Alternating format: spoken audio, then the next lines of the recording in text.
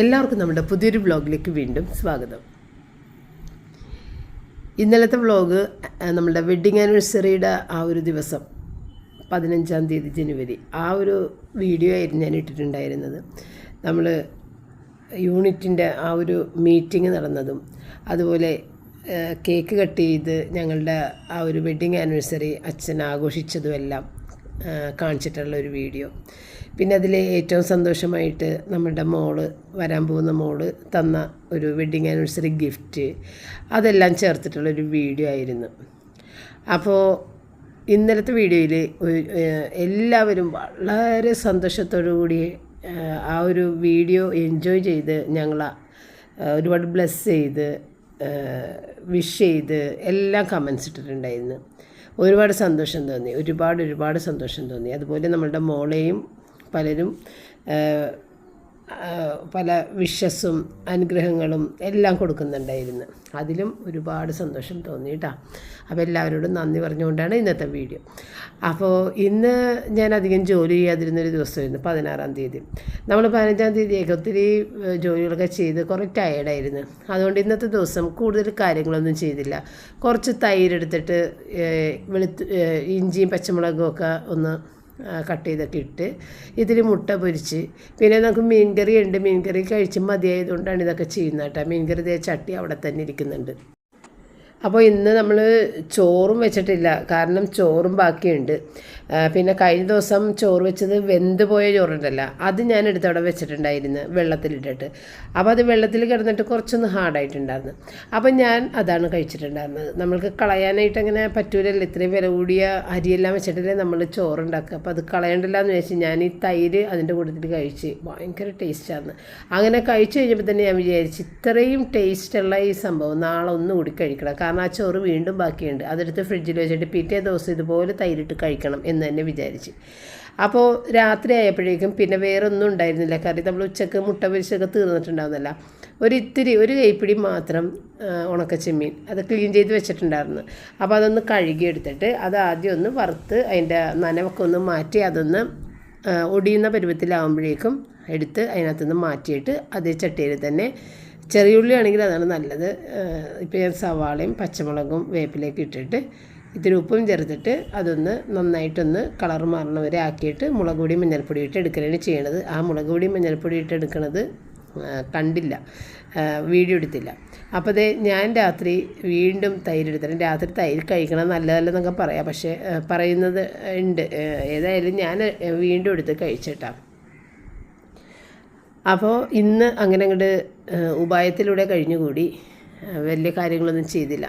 ഇന്ന് രാവിലെ തന്നെ എനിക്ക് ഒരുപാട് ജോലികളുണ്ടായിരുന്നു കേട്ടോ. രാവിലെ ഉണ്ടായിരുന്നതെന്ന് വെച്ചാൽ കുറേ ചവിട്ടികളൊക്കെ മാറ്റിയതുണ്ടായിരുന്നു. നമ്മുടെ ഡോർമാറ്റ്സില്ലേ അതെല്ലാം കഴുകി ഉണക്കാനിട്ടിട്ടുണ്ട്. പിന്നെ മോഫെഡ്സ് എല്ലാം ഇങ്ങനെ മാറ്റി ഇടുന്നത് ഇങ്ങനെ അപ്പം കഴുകില്ല, അതൊന്നിച്ച് ഇങ്ങനെ ചവിട്ടികൾ കഴുകണ കൂട്ടത്തിലേ കഴുകുള്ളൂ. പിന്നെ പാത്രങ്ങൾ കഴുകാനൊക്കെ ഉണ്ടായിരുന്നു. പുറത്ത് നമ്മൾ ഇത്തിരി അഴുക്കായിട്ടിരുന്ന് വെച്ച പാത്രങ്ങൾ ഡബ്ബകളൊക്കെ ഇല്ലേ സ്റ്റീലിൻ്റെ വലുത്, അതെല്ലാം കഴുകി എല്ലാം വെച്ച ഒരു ദിവസമായിരുന്നു രാവിലെ. അപ്പോൾ അതൊക്കെ ഏകദേശം ഉണങ്ങിയിട്ടുണ്ട്. ചവിട്ടികളങ്ങനെ ഒരു 2 ദിവസം കൊണ്ടേ ഉണങ്ങുള്ളൂ. അപ്പോൾ ഇന്നത്തെ ഉണക്ക് കഴിഞ്ഞിട്ട് ഞാൻ എൻ്റെ അകത്തേക്ക് ഇടുന്നത്, വല്ല മഴ പെയ്ത് കഴിഞ്ഞിട്ടുണ്ടെങ്കിൽ പിന്നെ അത് നനയുമല്ല. അപ്പോൾ അത് ഏറ്റവും നല്ല വെയിലടിക്കുന്ന ഒരു മതിലിൻ്റെ ആ ഒരു ഭാഗത്താണ് ഇത് കൊണ്ടുപോയി ഇടണത് എപ്പോഴും കേട്ടോ. അവിടെ നല്ല വെയിലടിക്കും. അങ്ങനെ അതെല്ലാം എടുത്ത് അകത്ത് വെച്ച് എന്നിട്ട് ഇനി രാത്രി കിടക്കാൻ വേണ്ടിയിട്ട് അങ്ങോട്ട് പോകണേ. അപ്പോൾ ഇന്നത്തെ ഫുഡ് എനിക്ക് കഴിച്ചിട്ട് മതി വരാതെയാണ് ഞാനിന്ന് നിൽക്കുന്നത്. അപ്പോൾ ഞാൻ റയൻ്റെ അടുത്ത് പറയുന്നുണ്ടായിരുന്നു, റയനെ എനിക്കധികം വിശക്കണില്ല, പക്ഷേ ഇത് കഴിക്കണമെന്നുള്ള ഒരു ഭയങ്കര ആഗ്രഹം കൊണ്ട് രാത്രി ഞാൻ ഡിന്നറായിട്ട് അത് തന്നെ കഴിച്ച് എന്നൊക്കെ പറഞ്ഞത്. അപ്പോൾ ഇതൊക്കെയാണ് കഴുകി വെച്ചിട്ടുണ്ടായിരുന്നത് കേട്ടോ. ആ ഡബ്ബകളെല്ലാം സ്റ്റീലിൻ്റെ അത് കമഴ്ത്തിയൊക്കെ അവിടെ വെച്ചിട്ടുണ്ട്. അതെല്ലാം ഉണങ്ങിയിരിക്കുന്നുണ്ട്. ഇനി അതൊക്കെ എടുത്തൊക്കെ ഒന്ന് മാറ്റണം. പിന്നെ തുണി കഴുകാനിട്ടതും കഴുകിയിട്ടേക്കണതും അതൊന്നും എടുത്തില്ല, കാരണം അത് ഇനിയിപ്പോൾ അടുത്ത തുണി വിരിക്കുന്നതിന് മുമ്പ് എടുത്താൽ മതി. മടക്കാനായിട്ടുള്ളൊരു മടി കൊണ്ടാണ് അങ്ങനെ ഇടുന്നത് കേട്ടോ. അത് കഴിഞ്ഞ് പിറ്റേ ദിവസമായിട്ടാ, ഇതിപ്പോൾ 17-ാം തീയതിയാണ്, ശനിയാഴ്ച. അപ്പോൾ രാവിലെ നമ്മളുടെ ബ്രേക്ക്ഫാസ്റ്റ് ഇത്തിരി, അതായത് ശനിയാഴ്ച ദിവസം നമ്മൾ വീഡിയോ ഇടില്ലല്ലോ, അന്നാണ് ഇത്തിരി ടൈം എടുത്ത് ബ്രേക്ക്ഫാസ്റ്റ് ഉണ്ടാക്കുന്നത്. അല്ലാത്ത ദിവസങ്ങളിൽ പെട്ടെന്ന് അവൻ്റെ ബ്രേക്ക്ഫാസ്റ്റ് ഞാൻ ഉണ്ടാക്കുകയുള്ളൂ. അപ്പോൾ ഇന്നാണെങ്കിൽ ഈ പപ്പയ്ക്ക് ഏറ്റവും ഇഷ്ടമുള്ളൊരു സാധനമാണ് കലക്കി ചുട്ട ദോശ എന്ന് പറയണ. നമ്മളുടെ ഇപ്പോൾ വീറ്റിൻ്റെ ഇത് ദോശയാണെന്നുണ്ടെങ്കിലും മൈദയുടെയാണ് ഏറ്റവും ഇഷ്ടം പപ്പക്ക്. അപ്പോൾ മൈദ പിന്നെ അരിപ്പൊടിയുടെ ദോശ അങ്ങനെയൊക്കെ ഭയങ്കര ഇഷ്ടമാണ് പപ്പക്ക്. എന്നാൽ നമ്മളുടെ സാധാരണ ഉഴുന്നും ഒക്കെ അരച്ചുണ്ടാക്കുന്ന ആ ഒരു ദോശ പപ്പക്ക് ഒട്ടും ഇഷ്ടമല്ല, ഇഡലി ഇഷ്ടമല്ല. അപ്പോൾ ഓരോരുത്തരുടെ ഓരോ ഇഷ്ടങ്ങളാണല്ലോ. അപ്പോൾ അതുകൊണ്ടാണ് കൂടുതലും ഞാൻ ഇഡലി ദോശയൊന്നും നമ്മൾ അധികമൊന്നും ഉണ്ടാക്കാത്തത്. ഇവർക്ക് ആർക്കും തന്നെ വലിയ താല്പര്യമില്ല. അപ്പോൾ പപ്പക്ക് ഇന്ന് ഏതായാലും ദോശയും കുറച്ച് പരിപ്പ് കറിയൊക്കെ ഉണ്ടാക്കാമെന്ന് ചോദിച്ചു. പരിപ്പ് കറി ഭയങ്കര ഇഷ്ടമാണ്. ദോശ പിന്നെ ആ ഒരു പരിപ്പ് കറി രാത്രി വരെ കഴിച്ചോളൂ, അത്ര ഇഷ്ടമാണ്. പിന്നെ രാവിലത്തെ ഒരു പണിയെന്ന് പറഞ്ഞു കഴിഞ്ഞാൽ കുടിക്കാനുള്ള വെള്ളമൊക്കെ ഒന്ന് ബോട്ടിലുകളിലാക്കി വെക്കുക. ഫ്രിഡ്ജിൽ വെക്കാനുള്ളതല്ല കേട്ടോ. ഇപ്പോൾ 2 ലിറ്ററിൻ്റെ ആ ഒരു ബോട്ടിൽ, റോജറിൻ്റെ ബോട്ടിലില്ലേ, ആ ബോട്ടിലിൽ ഇപ്പോൾ റയൻ വെള്ളം കുടിക്കുന്നുണ്ട്. റയൻ വെള്ളം ഒട്ടും കുടിക്കാത്ത ആളാണ്. അതുകൊണ്ട് ഇപ്പോൾ ആ ബോട്ടിൽ അവന് കൊടുത്തേക്കണേ. അപ്പോൾ അത് വെള്ളം കുടിക്കുന്നുണ്ട്. പിന്നെ ഞാൻ ഒരുപാട് വെള്ളം കുടിക്കുന്ന ആളാണ്. അപ്പോൾ എൻ്റെ ബോട്ടിൽ എപ്പോഴും ഞാൻ നിറച്ച് വെക്കും. പിന്നെ അവിടുത്തെ ജഗ് നിറച്ച് വെക്കും, അങ്ങനെയൊക്കെ. അപ്പോൾ ഈ ഒരു ഓവൻ കുറച്ച് ഉള്ളിൽ അതും ഇതൊക്കെ ഒന്ന് തെറിച്ച് വീണതുകൊണ്ട് അതൊക്കെ ഒന്ന് ക്ലീൻ ചെയ്ത് പിന്നെ അതിൻ്റെ ആ ഒരു ഗ്ലാസിൻ്റെ ടേൺ ടേബിളിലെ അതെല്ലാം എടുത്ത് കഴുകി വൃത്തിയാക്കി അത് ഉണക്കാൻ വേണ്ടിയിട്ടൊക്കെ പുറത്ത് കൊണ്ടേ വെച്ചിട്ടുണ്ട് കേട്ടോ. ഇനിയിപ്പോൾ ആ ക്ലീനിങ് എല്ലാം കഴിഞ്ഞതിന് ശേഷം നമ്മുടെ സ്റ്റാൻഡ് മിക്സറിൽ തന്നെ ഇതൊന്ന് ബ്ലെൻഡ് ചെയ്തെടുക്കാമെന്ന് വിചാരിച്ചു കേട്ടോ.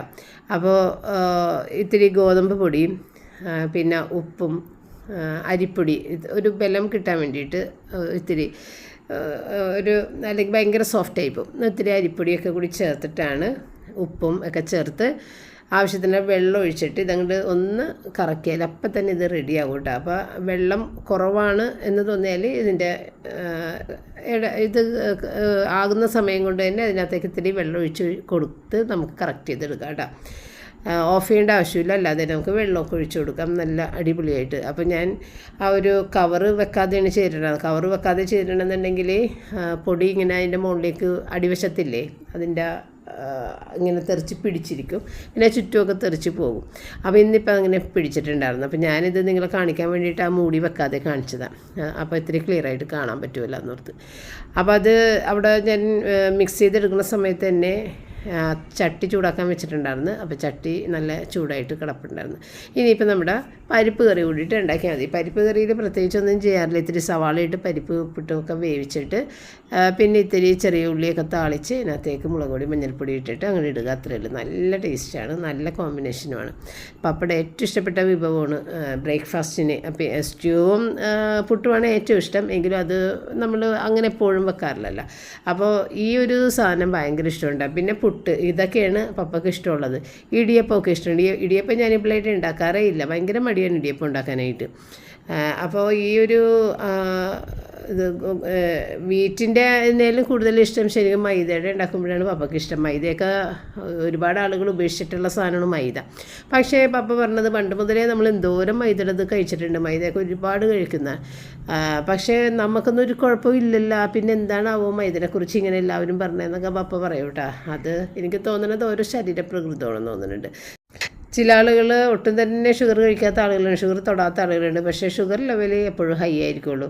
എന്നാൽ തീരെ അന്ന് ഒരുപാട് ഷുഗർ കഴിക്കുന്ന ആളുകൾക്ക് തീരെ ഷുഗറിൻ്റെ പ്രശ്നങ്ങളൊന്നും ഇല്ലാത്ത ആളുകളുണ്ട്. അപ്പോൾ അതൊക്കെ ഓരോ ശരീരപ്രകൃതമാണെന്നാണ് എനിക്ക് തോന്നുന്നത്.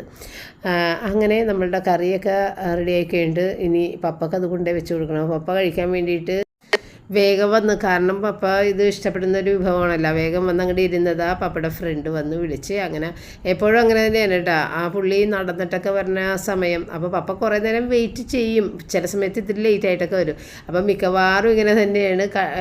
കുറേ നേരം പപ്പ വെയിറ്റ് ചെയ്ത് കഴിഞ്ഞിട്ട് കാണണില്ല. അപ്പോൾ ചിലപ്പോൾ വരില്ല എന്ന് വിചാരിച്ചിട്ട് കഴിക്കാനിരിക്കുന്ന സമയത്ത് കറക്റ്റായിട്ട് എത്തും കേട്ടോ. അപ്പോൾ അങ്ങനെ പപ്പ വേഗം തന്നെ അതവിടെ ഇട്ടിട്ട് പോകണേ കേട്ടോ.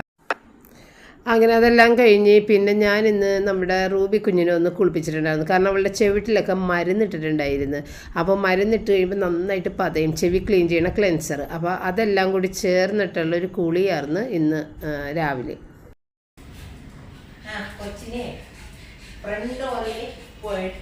ഇനി കൊച്ചിൻ്റെ റിങ്കിൾസ് എല്ലാം ക്ലീൻ ചെയ്യണം, ചെവിയും ക്ലീൻ ചെയ്യണം. അത് നമ്മൾ വൈപ്പ് വെച്ചിട്ടല്ലേ ചെയ്യുക. പിന്നെ കൊച്ചിനെ തുടച്ച് കഴിഞ്ഞിട്ട് മുടി വാരണം, പൗഡർ ഇടണം. വീഴടാ, മൂക്കിന് മുറിയിൽ വീണ് തെങ്ങി വെപ്രാളം കൊണ്ട് നാണിക്കല്ലേ. അപ്പോൾ ചെവിയുടെ പതയും എല്ലാം തേച്ച് മരുന്നിട്ടതൊക്കെ പോയല്ല. അല്ല, അത് റിങ്കിൾസ് നമുക്ക് വൈപ്പ് വെച്ച് ക്ലീൻ ചെയ്യാം. വേദന എടുക്കും ഡ്രൈ ആയിട്ടുള്ളത്. ആ കഴുത്തിൻ്റെ അവിടെയാണ് കൂടുതൽ രോമം, അവിടെയാണ് ശരിക്കും തുറക്കേണ്ടത്.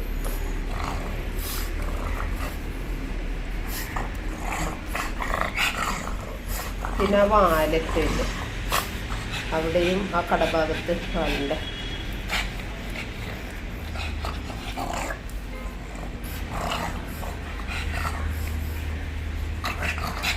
കൊച്ചിനൊന്ന് മൂത്രമൊഴിക്കണം, അപ്പിയിടണം. കൊച്ചിൻ്റെ കാലും കയ്യൊക്കെ ഇല്ലേ മറ്റേ ഫുഡ് ക്ലീനറില്ലേ, അത് വെച്ചിട്ട് ക്ലീൻ ചെയ്ത് പതപ്പിച്ചിട്ട് കൊയ് പൂത്തട കൊയ്ച്ചൊഴിച്ചുമ്പോൾ ഈ വയ്യാവേലിക്ക് വയ്യ വൈദ്യരെ അപ്പോൾ നാക്കൊക്കെ കടിച്ചു പിടിച്ചേക്കും. അത് തന്നെ.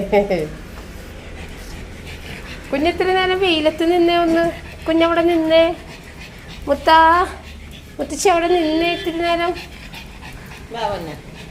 നമ്മണങ്ങും, അവള് അകത്തേക്ക് എറിപ്പ് വരും.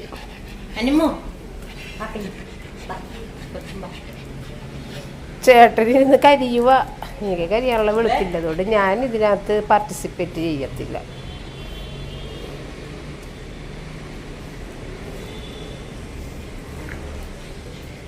ഇതെവിടെയാണ് ഈ കറങ്ങണത്? നീ എഴുന്നേറ്റ് മാറിയ വെയിലത്തുനിന്ന്.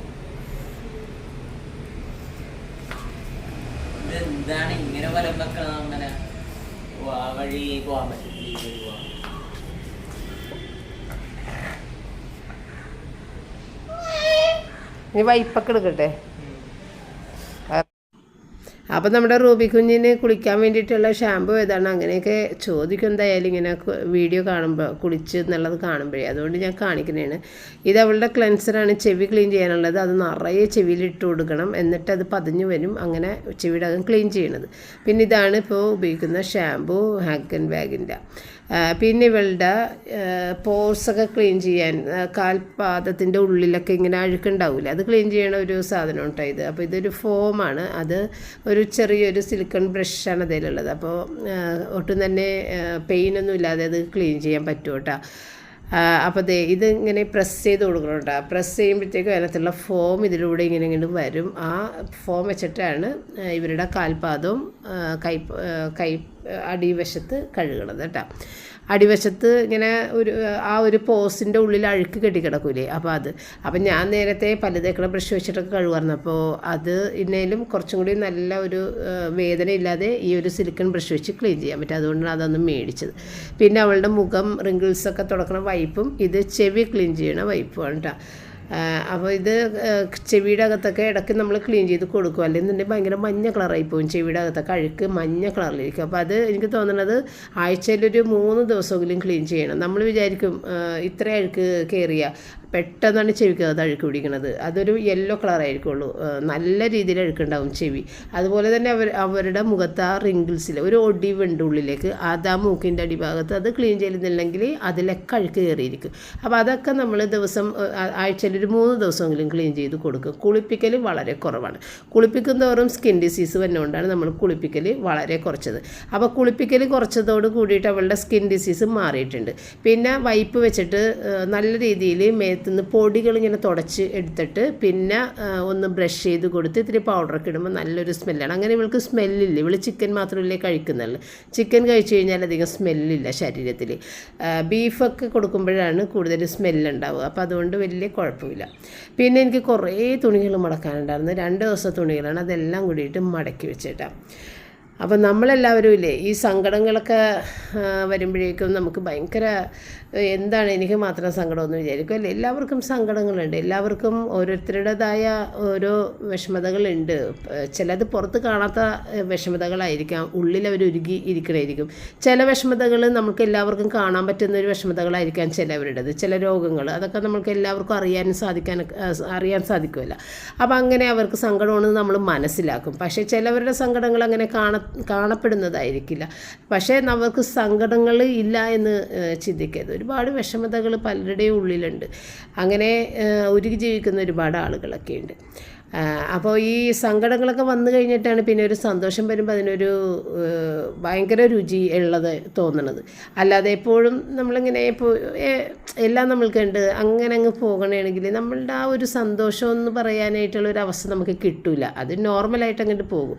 അപ്പോൾ എപ്പോഴും വിഷമതകൾ സഹിച്ച് കഴിയുമ്പോൾ മാത്രമാണ് ആ സന്തോഷത്തിനൊരു വില ഉണ്ടാകുന്നതും രുചി ഉണ്ടാകുന്നതും അല്ലേ. അപ്പോൾ എല്ലാവർക്കും പറഞ്ഞിരിക്കുന്നത് തന്നെയാണ് വിഷമഘട്ടങ്ങൾ.